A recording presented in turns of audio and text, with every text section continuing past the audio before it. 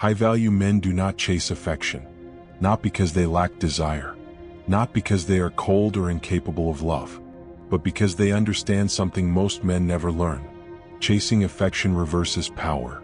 Most men grow up believing affection is earned through effort. They are told to try harder, to give more attention, to be more available, to open up emotionally as quickly as possible. So they text first, they explain themselves, they overextend, they pour energy into places that haven't earned it yet. But effort without self-respect does not build attraction.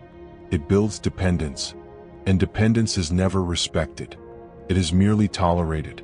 A man who chases affection slowly trains others to see him as optional, not because he is weak, but because he teaches them that his presence costs nothing. The moment a man begins chasing affection, he communicates need, not with words but with behavior. Need doesn't shout, it whispers, and what it whispers is insecurity. It says, "I am not whole without you." It says, "I need your validation to feel complete." High-value men refuse this position. They do not outsource their worth. They do not hand their emotional center to someone else. They complete themselves first. This does not make them arrogant. It makes them grounded. Affection does not move toward intensity. It moves toward control. People are drawn to those who govern themselves. Men who regulate their impulses. Men who can feel desire without becoming ruled by it. This kind of man projects stability. And stability creates gravity. You feel it immediately. Not because he demands attention, but because he doesn't need it. High-value men do not pursue attention. They pursue discipline. They discipline their time, their emotions, their reactions. They do not overinvest too early. They do not collapse their standards just to be chosen. When a man gives too much too soon, he removes uncertainty. And uncertainty is where attraction lives. If everything is given freely, there is nothing left to earn, nothing left to discover, nothing left to respect. High-value men understand restraint, not as suppression, but as control. They allow space to preserve value. They allow silence to speak. They allow others to reveal who they truly are. A man with direction does not orbit people. People orbit him. His life is already full. His purpose already established. His energy already assigned. Purpose organizes a man's actions. It tells him what deserves access and what does not.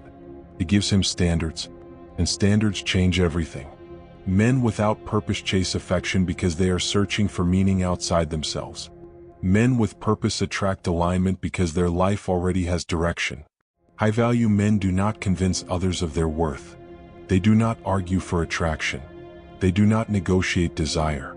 They simply show up as they are, and allow alignment to either happen or not. They set standards, and standards filter what does not belong. Men who chase affection often accept less than they deserve. They excuse disrespect. They tolerate inconsistency. They stay where they are not valued because they fear loss. But in doing so, they lose far more than a relationship. They lose their edge, their confidence, their sense of self. Over time, they become smaller versions of who they once were, not because they loved, but because they abandoned themselves to be loved. Affection follows men who are rooted, men who can walk away without bitterness, men who do not beg for closeness or punish withdrawal. This is not manipulation. It is not strategy. It is not a game. It is alignment. High-value men do not chase affection. They build discipline. They build purpose. They build self-respect. And affection, when it comes, is not something they pursue. It is something that meets them where they stand.